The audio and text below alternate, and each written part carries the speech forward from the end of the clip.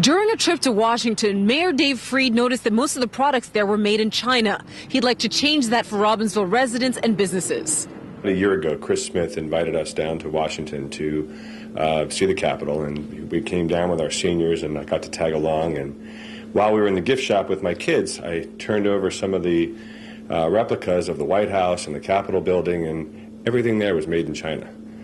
So it got me thinking that there's just something wrong with, some of the most sacred things in our country being made in China.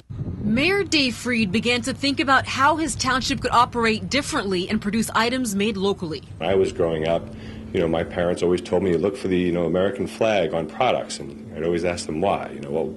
My father would always remind me, because when things were made in the United States, you knew people in America were working, and that was important. And I've always sort of grew up that way, thinking about how buying American was important, about keeping jobs in the United States.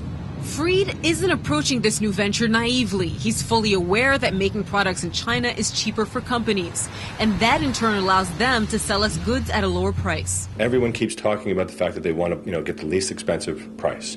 And I understand that, but sometimes the least expensive price isn't the least expensive. When you think about what it's cost America, we now have 99 weeks of unemployment.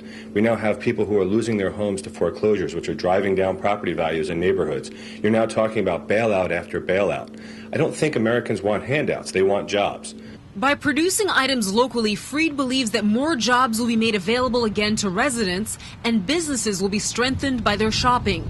He plans to set up a reward system to encourage businesses to change their mindset here in Robbinsville.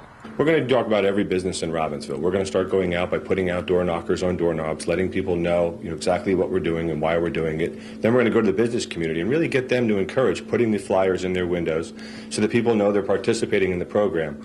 And then we're going to start tracking some points, and we're going to start coming up with some really creative awards and rewards, and really recognizing people for doing it, because I think people will really feel good about that. And I'm hoping it'll spread throughout the chamber, and that some of the businesses in the chamber will start tracking their points, and that we can start really recognizing the people who are doing business with lots of other people in Mercer County.